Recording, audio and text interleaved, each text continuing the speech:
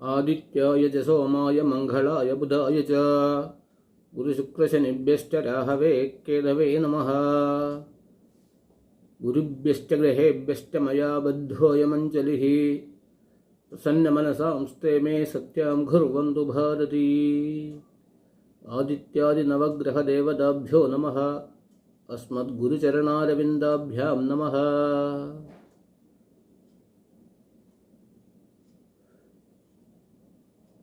ഇന്നലെ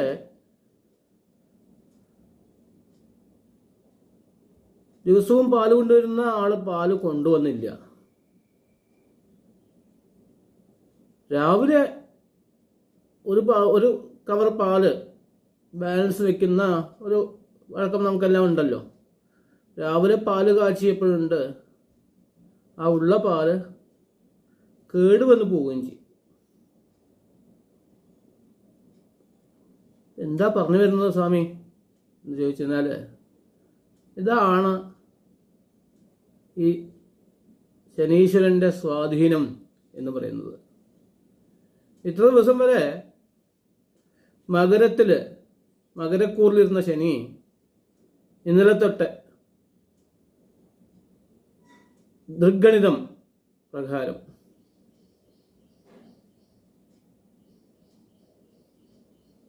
വാക്യഗണിത പ്രകാരം മാർച്ച് മാസത്തിലാണ് മാറുന്നതെങ്കിലും ദൃഗ്ഗണിത പ്രകാരം ഇന്നലെ തൊട്ട് ഈ ശനിയുടെ മാറ്റമുണ്ട്.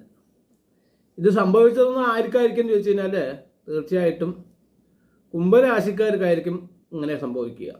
അതായത് അവിചാരിതമായിട്ട് കഷ്ടങ്ങൾ ഉണ്ടാവുക എന്നുള്ളത് കുംഭരാശി അവിട്ടത്തലയും ചതയവും പോരോട്ടാതി മുക്കാലും എന്ന് പറയുന്നതായിട്ടുള്ള കുംഭരാശിക്കാർക്കായിരിക്കും ഈ ഏഴരശനിയുടെ ഫലമായിട്ടുള്ള അവസ്ഥാവിശേഷം ഉണ്ടാവുക. അപ്പോൾ ശനി മാറിയിട്ടുണ്ട്. ശനീശ്വരൻ എല്ലാ ഗ്രഹങ്ങളും സഞ്ചരിച്ചുകൊണ്ടേയിരിക്കുന്നു. അതുകൊണ്ടാണ് അതിന് ഗ്രഹം എന്ന് പറയുന്നത്. ഗോചരവശാൽ രാശിഫലം എന്നൊക്കെ പറയാറുണ്ട്. അതായത് എല്ലാ ഗ്രഹങ്ങളും സഞ്ചരിക്കുന്നുണ്ട്. അധികം വേഗമായി സഞ്ചരിക്കുന്ന ഗ്രഹമല്ലാത്ത ഗ്രഹമാണ് ഭൂമി. ചന്ദ്രൻ 2.25 ദിവസം ഒരു രാശിയിലും 27 ദിവസം കൊണ്ട് ഈ ലോകത്തെയും ചുറ്റി വരുന്നു. സൂര്യൻ 30 ദിവസം അല്ലെങ്കിൽ 31 ദിവസം 365 ദിവസം കൊണ്ട് ഈ ലോകത്തെ ചുറ്റി വരുന്നു. മറ്റുള്ള ഗ്രഹങ്ങൾ അവരവരുടെ സൗകര്യത്തിനനുസരിച്ച് ചൊവ്വ ബുധനാണെങ്കിൽ 30 ദിവസം 31 ദിവസം കൊണ്ട് ഒരു വീടും ഒരു വർഷം കൊണ്ട് ഈ ഭൂമിയെയും ഈ ലോകത്തെയും ചുറ്റി വരുന്നു. ചൊവ്വയാണെങ്കിൽ 40 ദിവസം കൊണ്ട് അല്ലെങ്കിൽ ഒരു വർഷത്തിൽ കൂടുതൽ കൊണ്ട് ചുറ്റി വരുന്നു. ശുക്രനാണെങ്കിൽ 45 ദിവസം കൊണ്ട് ഒരു രാശിയെയും അതിനനുസരിച്ചിട്ടുള്ള 12 രാശികളെയും ചുറ്റി വരുന്നു. അത് കഴിഞ്ഞാൽ ഗുരുവാണ്. ഗുരു എന്നാൽ ബൃഹസ്പതി. ആ ബൃഹത്തരം കൊണ്ടാണ് ബൃഹസ്പതി ആയത്. അതുകൊണ്ട് തന്നെ വലിയ ഗ്രഹമാണ്, ഉള്ളതിൽ ഏറ്റവും വലിയ ഗ്രഹമാണ്. അദ്ദേഹം ഒരു വർഷത്തിൽ ഒരു രാശി എന്ന രീതിയിൽ 12 വർഷം കൊണ്ട്, ഒരു വ്യാഴവട്ടക്കാലം കൊണ്ട് ഈ ലോകത്തെ ചുറ്റി വരുന്നു. അതുകൊണ്ടാണ് കുംഭാഭിഷേകങ്ങൾ, ദ്രവ്യകലശങ്ങൾ ഇവയെല്ലാം 12 വർഷത്തിൽ ഒരിക്കൽ ചെയ്യണം എന്ന് പറയുന്നത്. അടുത്തത് ശനീശ്വരനാണ്. ശനീശ്വരനാണെങ്കിൽ 2.5 വർഷം ഒരു രാശിയിൽ നിൽക്കണം. ശനൈഹി ചരധേ ഇത് ശനൈശ്ചരഹ. ശനൈശ്ചരനാണ്. അദ്ദേഹത്തെയാണ് ശനിയുടെ അല്ലെങ്കിൽ ശനി ആഴ്ചയുടെ അല്ലെങ്കിൽ അത് സംബന്ധമായിട്ടുള്ള നക്ഷത്രങ്ങളുടെ അധിപതി ആയതുകൊണ്ട് അദ്ദേഹം ശനീശ്വരനാണ്. രാഹുകേതുക്കളാണ്, തമോഗ്രഹങ്ങളാണ് എന്നെങ്കിലും അവർ മേരും അപ്രദക്ഷിണീ കുർവാണം എന്നാണ് പറയുന്നത്. മേരുവിനെ അപ്രദക്ഷിണമാണ് ചെയ്യുന്നത്. 18 വർഷം കൊണ്ടാണ് ഒരു അപ്രദക്ഷിണം പൂർത്തിയാക്കുന്നത്. ഇങ്ങനെ ചെയ്യുമ്പോൾ ഏറ്റവും മെല്ലെ സഞ്ചരിക്കുന്ന ഗ്രഹമായ ശനീശ്വരൻ ഒരു രാശിയിൽ നിൽക്കുന്ന കാലം കഷ്ടതകൾ ഉണ്ടാവുന്ന ഒരു സമയമാണ്. സാധാരണ രീതിയിൽ ഒരു ശ്ലോകമുണ്ട്. ശ്ലോകം ഇവിടെ നിങ്ങൾക്ക് കാണാനായിട്ട് എഴുതിയിട്ടുണ്ട്.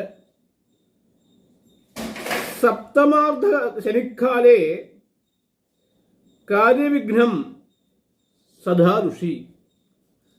ഈ സപ്തമാർദ്ധം എന്ന് പറയുന്നതായിട്ടുള്ള ഏഴരശനി നടക്കുന്ന കാലത്ത് എപ്പോഴും കാര്യവിഘ്നം ഉണ്ടാവും. സകല നേരങ്ങളിലും ഋഷി കോപം ഉണ്ടാവും. കാര്യവിഘ്നം ഉണ്ടായാൽ കോപം ഉണ്ടാവുന്നത് സഹജമാണല്ലോ. ദരിദ്രോ അലസോ ഭ്രഷ്ട കോപശാലി ഭവേത്. ദരിദ്രനായി തീരാനുള്ള സാധ്യതയുണ്ട്, അലസനായിട്ട് തീരാനുള്ള സാധ്യതയുണ്ട്, ഭ്രഷ്ടനായിട്ട് സ്ഥലമാറ്റം ഇല്ലെങ്കിൽ ഡിമോഷൻ, പ്രമോഷന് പകരം ഡിമോഷൻ വരുന്നതായിട്ടുള്ള അവസ്ഥാവിശേഷങ്ങൾ. അതുകൊണ്ട് തന്നെ വേഗം കൂടുകയും വിവേകം കമ്മിയാകുകയും ചെയ്യുന്ന അവസ്ഥാവിശേഷങ്ങൾ. ധാരപുത്രാദിരഹിത രാജപുരുഷ ബന്ധിത. ഭാര്യ പറഞ്ഞേക്കില്ല, കുട്ടികൾ പറഞ്ഞേക്കില്ല, അതുകൊണ്ട് കഷ്ടതകൾ നിറയെ ഉണ്ടാവും. രാജപുരുഷ ബന്ധിത, പോലീസ് പിടിച്ചിട്ട് പോവും എന്നാണ് പറയുന്നത്. എന്തെന്നാൽ അതിനനുസരിച്ചുള്ള എന്തെങ്കിലും തെറ്റുകൾ ചെയ്തു കാണും. There is no rewards or punishments, all are consequences എന്ന ഒരു ബുദ്ധിസ്റ്റിക് ഫിലോസഫി ഉണ്ട്. അപ്പോൾ നില ചെയ്തതായിട്ടുള്ള നന്മയ്ക്കുള്ള ഫലനാണല്ലോ ഇന്ന് കിട്ടുന്നത്. അപ്പോൾ മുന്നേ കൂട്ടത്തിന് അബദ്ധങ്ങൾ ചെയ്തിട്ടുണ്ടാവും എന്ന് വേണമെങ്കിൽ നമുക്ക് പറഞ്ഞെടുക്കാം. അങ്ങനെ വല്ലാത്തൊരു സമയം നടക്കുന്ന രാശിക്കാരാണ് മകരരാശിക്കാര്. ഉത്രാടത്തെ മുക്കാലും തിരുവോണവും അവിട്ട തലയും മകരക്കൂറുകാര്. അതുപോലെ തന്നെ ആദ്യം പറഞ്ഞ പോലെ കുംഭക്കൂറ്. പാദശനിയാണ് മകരക്കൂറുകാർക്ക്, അന്ത്യശനിയാണ്. കുംഭക്കൂറുകാർക്ക് മധ്യശനി, തലയിൽ കയറി നിൽക്കുന്നതാണ് ശനി. അവിട്ടത്തലയും ചതയവും പൂരോട്ടാതി മുക്കാലും ചേർന്നിട്ടുള്ള കുംഭക്കൂറുകാര്. ഏഴരശനി ആരംഭമായിട്ടുള്ള മീനക്കൂറ്. പൂരോട്ടാതി കാലും ഉത്രട്ടാതിയും രേവതിയും ചേർന്നിട്ടുള്ള ഈ മീനക്കൂറുകാര്. ഇവർക്കെല്ലാവർക്കും വല്ലാത്തതായിട്ടുള്ളൊരു അവസ്ഥാവിശേഷമാണ് നടക്കാൻ പോകുന്നത്. അതുകൊണ്ട് വളരെ സൂക്ഷിച്ചു വേണം എല്ലാ കാര്യങ്ങളും കൈകാര്യം ചെയ്യേണ്ടത് എന്നാണ് പറയുന്നത്. കുംഭമാണ്. കുംഭലഗ്നം ശുഭമാഹ സത്യ എന്ന് പറയുന്നുണ്ട്. രാശി പ്രശ്നങ്ങളൊക്കെ ചെയ്യുമ്പോൾ കുംഭലഗ്നമാണ് വരുന്നതെന്നുണ്ടെങ്കിൽ വലിയ സുഖമൊന്നും ഉണ്ടാവില്ല എന്നാണ് സത്യാചാര്യം പറയുന്നത്. അതുകൊണ്ട് ഇത് കുംഭരാശിയാണ്. കണത്തിലെ വിളക്ക് പോലെ, കുംഭത്തിലെ വിളക്ക് പോലെയാണ്. വിളക്കിന് പ്രകാശം ധാരാളം ഉണ്ടെങ്കിലും കുംഭത്തിൻ്റെ അകത്താകുമ്പോൾ ആ കുംഭത്തിൻ്റെ അകത്തുള്ള ഭാഗം മാത്രമേ പ്രകാശിപ്പിക്കാൻ സാധിക്കുള്ളൂ. അതുകൊണ്ട് കുംഭക്കൂറുകാർ വളരെ സൂക്ഷിക്കേണ്ടതായിട്ടുള്ള ഒരു സമയമാണ്. കുംഭത്തിൽ ശനിക്ക് എല്ലാ നിയമങ്ങളും അറിയും. ശനീശ്വരൻ എന്ന് പറഞ്ഞാൽ ജസ്റ്റിസാണ്, ജഡ്ജാണ്. അതുകൊണ്ട് അദ്ദേഹത്തിന് എല്ലാ നിയമങ്ങളും അറിയും. അതുകൊണ്ട് തന്നെ കുംഭക്കൂറുകാരെ തോൽപ്പിക്കാനൊന്നും പറ്റില്ല എന്നിരിക്കലും സ്വന്തം വീടായിട്ടുള്ള കുംഭമാണ്. മകരവും കുംഭവും ശനീശ്വരന്റെ വീടാണ് എന്നിരിക്കലും കഷ്ടതകൾ കൂടുന്ന ഒരു സമയം നമുക്ക് പറയാം. അപ്പോൾ മേടക്കൂറുകാരാണ്. ഭാഗ്യവാന്മാരാണ്. ഇപ്പോൾ ഈ ശനിയുടെ മാറ്റം കൊണ്ട് ഭാഗ്യം ഉണ്ടാവുന്നത് മേടക്കൂറുകാർക്കാണ്. എന്തെന്നാൽ ശനി 11-ലാണ്. അപ്പോൾ 11 നിൽക്കുന്ന ശനി എന്നുള്ളത് വളരെ അനുകൂലതകൾ ചെയ്യുന്ന ഒരാളാണ് എന്നാണ് ജ്യോതിഷശാസ്ത്രം പറയുന്നത്. അതുകൊണ്ട് തന്നെ മേടക്കൂറുകാർക്ക് അശ്വതിയും ഭരണിയും കാർത്തിക ആദ്യത്തെ പാദമായിട്ടുള്ള കാർത്തിക കാലം ചേർന്നിട്ടുള്ള മേടക്കൂറുകാർക്ക് കരിയർ എന്ന് പറഞ്ഞു കഴിഞ്ഞാൽ തങ്ങളുടെ ഡെവലപ്മെൻറ്റ് ഒക്കെ നന്നായിട്ട് വരാം. പ്രണയമൊക്കെ സുസ്ഥിരമായിട്ട് കൊണ്ടു നടക്കാം. നിറയെ പങ്കാളികളുമായിട്ട്, ജീവിത പങ്കാളിയായിട്ട് ആയിക്കോട്ടെ, അല്ലെങ്കിൽ ലീവ് ടുഗദറായിട്ട് ജീവിക്കുന്നവരായിട്ടുമായിട്ട് നിറയെ സമയം ചെലവാക്കും. ആരോഗ്യപരമായിട്ടുള്ള സ്ഥിതിഗതികളും വളരെ അനുകൂലപ്രദമായിട്ട് മാറും എന്നുള്ളതാണ് ഈ മേടക്കൂറുകാർക്ക്. പൊതുവെ 100-ൽ 90 മാർക്ക് വരെ ഈ മേടക്കൂറുകാർക്ക് ഇടാവുന്ന ഒരു സമയമാണ് ഈ ശനിയുടെ മാറ്റം കൊണ്ട് ഉദ്ദേശിക്കുന്നത്. ഇടവക്കൂറുകാർക്കാണെങ്കിൽ 10-ലേക്കാണ് കണ്ടകശനി എന്നൊക്കെയാണ് പറയുക. 4 വീട്ടിലോ 7-ാം വീട്ടിലോ 10-ാം വീട്ടിലോ എന്നാൽ അർദ്ധാഷ്ടമ ശനി, കണ്ടകശനി, കർമ്മശനി എന്നൊക്കെയാണ് പറയുക. എന്നാലും രാശിനാഥനായിട്ടുള്ള ഗ്രഹവുമായിട്ട് ശനീശ്വരന് അനുകൂലതകൾ ഉള്ളത് കൊണ്ട് നന്മകൾ നടക്കാം. എന്നാലും ജോലി ഉത്തരവാദിത്തങ്ങളൊക്കെ അധികമായിട്ട് കൂടും. കഠിനാധ്വാനം ചെയ്യേണ്ടതായിട്ടുള്ള ആവശ്യങ്ങൾ വരും. വിദ്യാർത്ഥി സമൂഹത്തിനൊക്കെ നല്ലതാ. ഇപ്പോൾ പുറത്തു പോയിട്ട് പഠിക്കുന്ന ആളുകളാണല്ലോ, അവർക്കൊക്കെ നന്മകൾ ഉണ്ടാവും. ഈ നാട്ടിൽ തന്നെ ചുറ്റി നടക്കാം എന്ന് വിചാരിക്കുന്ന ഇടവരാശിക്കാർക്ക്, ഇടവക്കൂറുകാർക്ക്, കാർത്തിക മുക്കാലും രോഹിണിയും മകീരത്തലയും ചേർന്നിട്ടുള്ള ഇടവക്കൂറുകാർക്ക് കുറച്ച് സമയം കർമ്മസ്ഥാനമായിട്ടുള്ള മോശങ്ങളാണ് ഉണ്ടാകുന്നത്. എങ്ങനെ വന്നാലും പല കാര്യത്തിനായിട്ട് പല വിഷമങ്ങൾ അനുഭവിക്കുകയും ഒരു വെല്ലുവിളിയായി തന്നെ ഈ 2.5 വർഷം എന്നുള്ളത് ഓടും എന്നതാണ് നമുക്ക് ഇടവക്കൂറുകാർക്ക് പറയേണ്ടത്. അടുത്തത് മിഥുനക്കൂറാണ്. മിഥുനക്കൂർ മകീരത്തലയും തിരുവാതിരയും പുനർദത്തി മുക്കാലും ചേർന്നിട്ടുള്ളതാണ്. ശനീശ്വരൻ 9-ാം വീട്ടിലേക്കാണ് വരുന്നത്. അതുകൊണ്ട് വലിയ അബദ്ധങ്ങളൊന്നും വരാനുള്ള സാധ്യതകൾ ഇല്ല എന്ന് തന്നെ പറയാം. പൊതുവെ അനുകൂലപ്രദമായിട്ടുള്ള ഒരു സമയമായിരിക്കും. രാശിനാഥനമായിട്ട് ഗോചരഗ്രഹത്തിന് അല്ലെങ്കിൽ ശനീശ്വരന് ബന്ധുത്വമുള്ളത് കൊണ്ട് അതും ഒരു നല്ല അവസ്ഥാവിശേഷമായിരിക്കും. ലോകം കാണാനുള്ള യാത്രകളൊക്കെ പുറപ്പെടാം. മതാചാരപരമായിട്ടുള്ള യാത്രകളൊക്കെ ചെയ്യാം. നല്ല മാനസിക സന്തുഷ്ടി ഉണ്ടാവും. അങ്ങനെയാണെങ്കിൽ വലിയ അബദ്ധങ്ങളില്ലാതെ നല്ല വിജയവും പ്രശസ്തിയും ഒക്കെ കിട്ടാനുള്ള സാധ്യതകൾ കൂടുതലായിട്ടുള്ള ഒരു രാശിക്കാരാണ് മിഥുനക്കൂറുകാർ. അടുത്തത് കർക്കടകക്കൂറാണ്. കർക്കടം ദുർഘടം എന്നൊക്കെ നമ്മൾ പറയാറുണ്ട്. ഈ ശനിയുടെ മാറ്റം അഷ്ടമശനിയാണ്. അതുമല്ല, രാശിനാഥനുമായിട്ട് ബന്ധുത്വമില്ലാത്തതായിട്ടുള്ള ഒരു അവസ്ഥാവിശേഷം കൂടെ ഉണ്ട്. കഴിഞ്ഞ 2.5 വർഷം ഈ കർക്കിടകക്കാർക്ക് കണ്ടകശനി ആയിരുന്നു. കണ്ടകം കൊണ്ടേ പോകൂ എന്നൊക്കെ മലയാളത്തിൽ പറയാറുണ്ട്. അത് കഴിഞ്ഞാൽ ഇപ്പോൾ അഷ്ടമശനിയാണ്. അഷ്ടമശനിയും വലിയൊരു അനുകൂലതകൾ ചെയ്യുന്നതായിട്ടുള്ള വിശേഷങ്ങളായിട്ടൊന്നും പറയുന്നില്ല. ഈ അഷ്ടമശനിയില്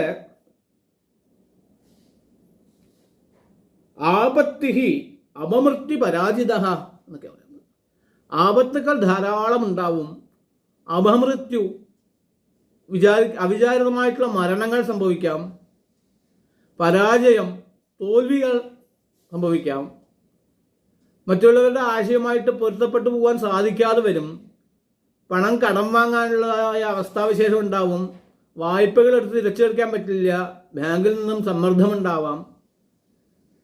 അന്തസ്സും കുറച്ച് താഴോട്ട് ഇറങ്ങാനുള്ള സാധ്യതകൾ കൂടുതലാണ്. സദാസർവകാലം സ്ഥാണുംഭജ ഭവച്ചിതകെ എന്ന് പറയുന്ന രീതിയിൽ ശിവഭജനമാണ് ഇവർക്ക് ഉത്തമമായിട്ട് പറയുന്നത്. സിംഹരാശിക്കാർക്ക് കണ്ടകശനിയാണ്. കണ്ടകമത് കടന്നിടാൻ കാനനവാസനയെ നമിക്കണം. കഠിനമാം ദോഷമെന്നാകിൽ കനിയണം മാരുതി നിർണയം എന്നൊക്കെയാണ് പറയുന്നത്. അതുകൊണ്ട് തന്നെ രാശിനാഥനുമായിട്ട് ശനീശ്വരനുള്ള ബന്ധം പിതൃപുത്ര ബന്ധമാണ് എന്നിരിക്കലും മോശമാണ്. അതുകൊണ്ട് തീർച്ചയായും സൂക്ഷിക്കേണ്ടതായിട്ടുള്ള ഒരു സമയമാണ്. അധികം അഘാതചര്യാം മൃഗയാഞ്ച സാഹസം സുദൂരയാനം ഗജവാജി വാഹനം ഗൃഹേ പരാണാംഗമനഞ്ച വർജയേ ഗൃഹേഷു രാജ വിഷമസ്ഥിതേഷു ച എന്നൊക്കെയാണ് പറയുന്നത് ശാസ്ത്രങ്ങൾ. ആവശ്യമില്ലാത്ത യാത്രകൾ ചെയ്യുക, അകാല സഞ്ചാരം ചെയ്യുക, അന്യന്റെ ഗൃഹത്തിൽ ആവശ്യമില്ലാതെ പ്രവേശിക്കുക, ഇതൊക്കെ അവോയ്ഡ് ചെയ്തുകൊണ്ട് സദാസർവകാലം സ്വന്തം ജീവിതപരമായിട്ടും സ്വന്തം കുടുംബപരമായിട്ടും സ്വന്തം ദേവതാപരമായിട്ടും ചിന്തിച്ച് ജീവിക്കേണ്ടതാണ് ഈ സിംഹക്കൂറുകാർ ഈ ശനിയുടെ മാറ്റത്തിൽ ചെയ്യേണ്ടത്. ബിസിനസ് പങ്കാളിത്തത്തിലൊക്കെ പോയി കഴിഞ്ഞാൽ വേദനയുണ്ടാവും. പ്രതികൂലമായിട്ടുള്ള സാഹചര്യങ്ങൾ ധാരാളം ഉണ്ടാവും. നഷ്ടങ്ങളുണ്ടാവും. പടാപ്പഴി എന്നതായിട്ടുള്ള നമ്മൾ ചെയ്യാത്ത തെറ്റുകൾ കാര്യങ്ങൾക്കെല്ലാം ആ തെറ്റ് നമ്മൾ ചെയ്തതായിട്ട് പറയപ്പെടും. മൊത്തത്തിൽ ഒരു സ്ലഗ്ഗിഷായിട്ടുള്ള ഒരു സമയമാണ് ചിങ്ങക്കൂറുകാർക്ക്. കന്നിക്കൂറുകാരെ എപ്പോഴും അനുകൂലമാണ്. ഈ ചിങ്ങക്കൂറുകാരെന്ന് പറഞ്ഞു കഴിഞ്ഞാൽ മകം, പൂരം, ഉത്രത്തിലെ ആദ്യത്തെ പാദക്കാരാണ്. അടുത്തത് കന്നിക്കൂറ് ഉത്രത്തി മുക്കാലും അത്തവും ചിത്ര അരയും എന്നുമായിട്ടുള്ള കന്നിക്കൂറുകാർക്ക് വളരെ അനുകൂലപ്രദമായിട്ടുള്ള ഒരു സമയമാണ്. ശനീശ്വരൻ 6ാം വീട്ടിലേക്കാണ് പോകുന്നത്. 6ാം വീട് എന്നുള്ളത് ശത്രുസ്ഥാനമാണ്. ശത്രുക്കളൊന്നും ഉണ്ടാവില്ല. ശത്രുക്കളൊക്കെ അഴിഞ്ഞു പോകും. കടം കൊടുത്തവർക്കൊക്കെ കടം തിരിച്ചു കിട്ടാനുള്ള സാധ്യതകൾ കൂടുതലായിട്ട് ഉണ്ട്. അതുപോലെ തന്നെ വീടിൻ്റെ കാര്യങ്ങളിലൊക്കെ കഷ്ടതകൾ അനുഭവിക്കുന്നവർക്ക് വീടിൻ്റെ പണിയൊക്കെ തീർന്ന് പുതിയ വീട്ടിലേക്ക് ഇരിക്കാനുള്ള അവസ്ഥാവിശേഷങ്ങളൊക്കെ ഉണ്ടാവും. പൊതുവെ കുടുംബ പിന്തുണയുണ്ടാവും. കുട്ടികളുടെ ആരോഗ്യവും അതുപോലെ തന്നെ വിദ്യാഭ്യാസവും ജോലിയും ഇതൊക്കെ അനുകൂലപ്രദമായിരിക്കും. മൊത്തമേ കന്നിരാശിക്കാർക്ക്, കന്നിക്കൂറുകാർക്ക് വളരെ അനുകൂലപ്രദമായിട്ടുള്ളൊരു മാറ്റമാണ് ഈ ശനീശ്വരൻ തരാൻ പോകുന്നത്. തുലാക്കൂറാണ്. തുലാക്കൂർ പഞ്ചമമാണ്, 5ാം വീട്ടിലാണ്. പുത്രന്മാർക്ക് കഷ്ടങ്ങൾ ഉണ്ടാവുക എന്നൊക്കെയാണ് പറയുക. ജോലിഭാരം കൂടും. ഹൃദയ സംബന്ധമായിട്ടുള്ള രോഗങ്ങളൊക്കെ ഉണ്ടാവും. ഇന്ദ്രിയ സുഖങ്ങളൊക്കെ കമ്മിയാവാനുള്ള സാധ്യതകളുണ്ട്. ഇന്ദ്രിയങ്ങളെ അധികമായി ഗ്രഹണം ചെയ്തുകൊണ്ടുള്ള കഷ്ടതകളൊക്കെ ഉണ്ടാവാം. വിവാഹ നിശ്ചയത്തിലെ തീരുമാനങ്ങളൊക്കെ മാറ്റിമറിയും. നിശ്ചയിച്ചിട്ട് അത് തള്ളിപ്പോവുക, അല്ലെങ്കിൽ വന്നിട്ട് നമ്മൾ ഇഷ്ടപ്പെടുന്നതായിട്ടുള്ള പെൺകുട്ടികളുമായിട്ട് നമുക്ക് പൊരുത്തപ്പെട്ട് പോകാതിരിക്കാൻ ഉള്ള അവസ്ഥാവിശേഷം ഉണ്ടാവുക. അതുകൊണ്ട് തന്നെ വളരെ മോശമായിട്ടുള്ള ഒരു സമയമാണ് ഈ തുലാക്കൂറ് എന്ന് പറഞ്ഞായിട്ടുള്ള ചിത്രയരിയും ചോതിയും വിശാഖത്തി മുക്കാലുമുള്ള തുലാക്കൂറുകാർക്ക്. വൃശ്ചികക്കൂറുകാർക്ക് അർദ്ധാഷ്ടമ ശനിയാണ്. 4 തുരീയേ എന്നാണ് പറയുന്നത്. 4ാം ഭാവത്തിലേക്ക്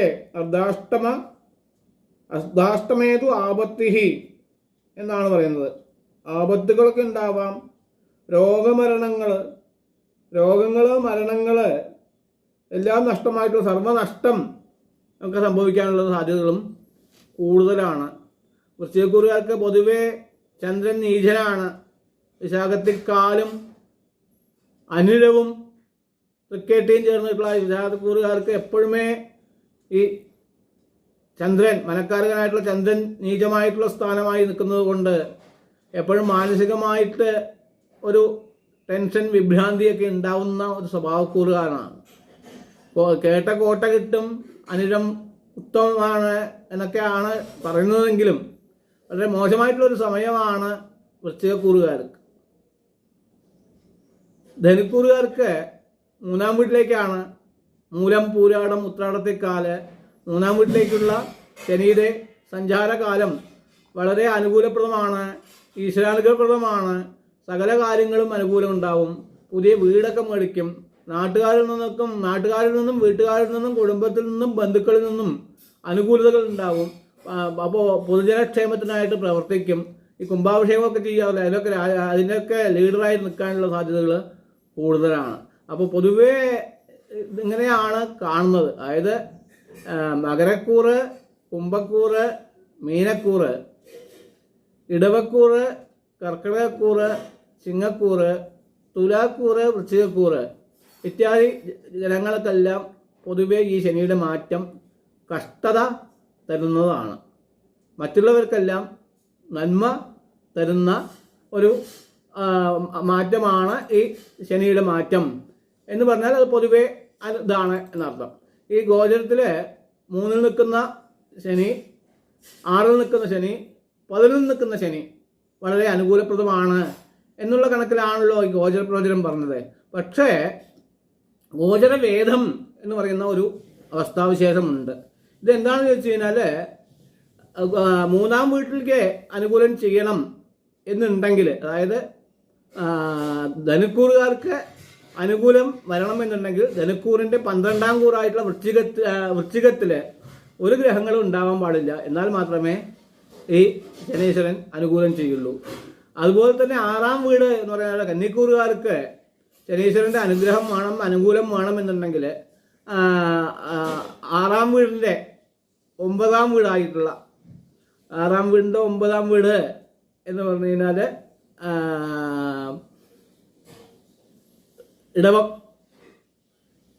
ഇടവത്തിൽ ഗ്രഹങ്ങളൊന്നും ഇല്ലാത്ത സമയങ്ങളിലാണ് ഈ ശനീശ്വരൻ്റെ അനുഗ്രഹം ഉണ്ടാവുക.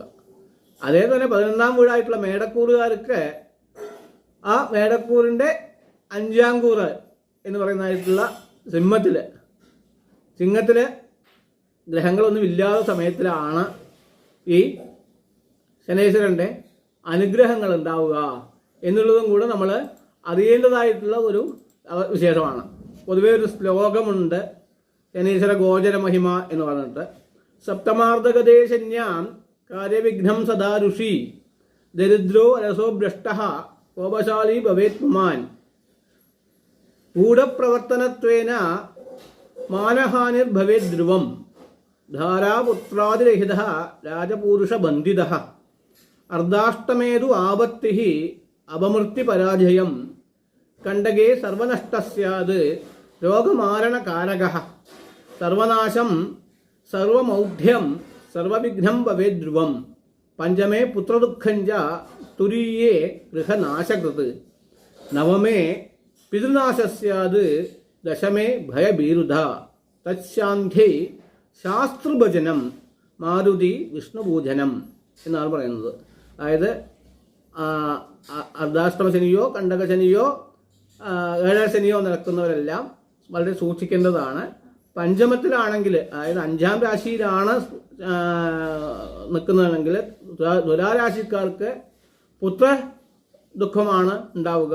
പുത്രനെ കൊണ്ടുള്ള ദുഃഖങ്ങളാണ്. പുത്രനില്ലാത്തതായിട്ടുള്ള ദുഃഖങ്ങൾ, പുത്ര ദുഃഖം, അങ്ങനെ രണ്ടും വരാം. തുരീയെ ഗൃഹനാശകൃത എന്നാണ് പറയുന്നത്. 4-ാം വീട്ടിലാണ് നിൽക്കുന്നത് എന്നുണ്ടെങ്കിൽ വൃശ്ചികരാശിക്കാർക്ക് ഗൃഹനാശം, ഗൃഹത്തിന് മൊത്തം കഷ്ടതകൾ ഉണ്ടാവും എന്നൊക്കെയാണ് പറയുന്നത്. അതുകൊണ്ട് സശ്ചാന്തി ശാസ്തൃഭജനം, മുമ്പേ പറഞ്ഞ പോലെ അയ്യപ്പനെ ഭജിക്കുക, ഹരിഹരപുത്രനെ ഭജിക്കുക, കലികാല പ്രത്യക്ഷ ദൈവമായിട്ടുള്ള ഹരിഹരപുത്രനെ ഭജിക്കുക. അതേപോലെ തന്നെ മാരുതി, തനിക്ക് വേണ്ടി ജീവിക്കാതെ തൻ്റെ യജമാനായിട്ടുള്ള ശ്രീരാമന് വേണ്ടി ജീവിച്ചിട്ടുള്ളതായിട്ടുള്ള അസാധ്യ സാധകസ്വാമിൻ അസാധ്യം തവ കിംവധ രാമദൂത കൃപാസിന്ധോ മത്കാര്യം സാധേ പ്രഭോ എന്ന് പറയുന്നതായിട്ടുള്ള ബുദ്ധിർബലം യശോധൈര്യം നിർഭയത്വം അരോഗത അജാഢ്യം വാഗ്പടുത്വഞ്ച ഹനുമസ്മരണാഭവേ എന്ന് പറയുന്നതായിട്ടുള്ള ഹനുമാനെ ഭജിക്കുക, സുന്ദരകാന്ഡം പാരായണം ചെയ്യുക, സുന്ദരകാന്ഡത്തിലെ ഒരു ശ്ലോകം അല്ലെങ്കിൽ ഒരു ചാപ്റ്റർ ഒരു ദിവസം പഠിക്കുക.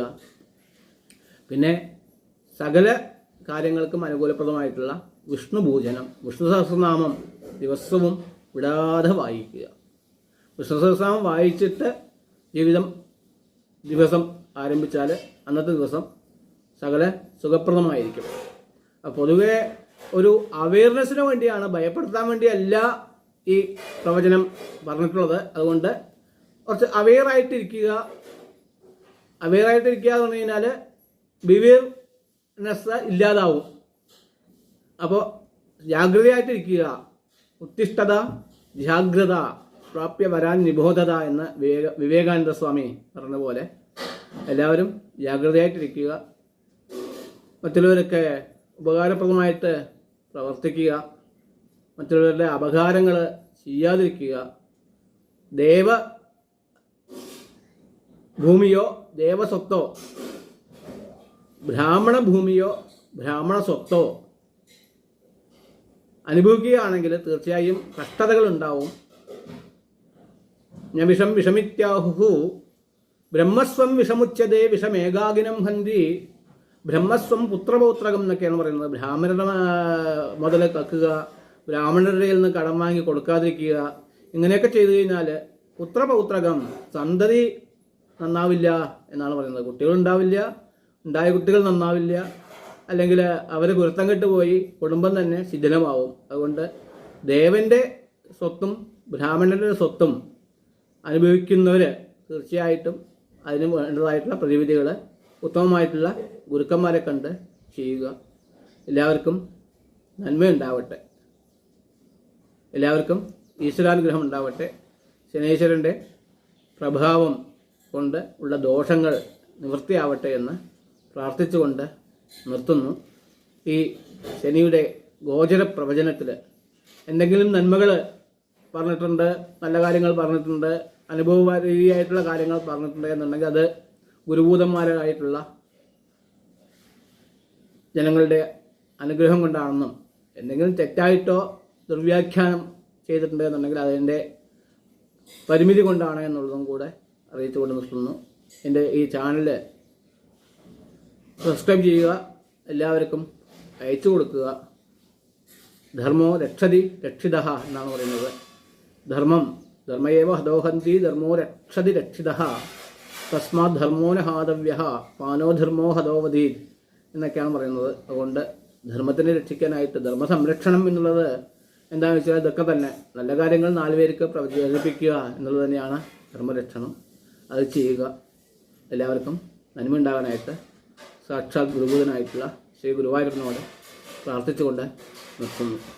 പീതാംബരം കരവിരാജിത ശംഖചക്രകൗമോദഗീ സരസിജം കരുണാസമുദ്രം രാധാസഹായമതിസുന്ദരമന്ദഹാസം വാധാലയേശമനിശം പ്രതിഭാവയാമി.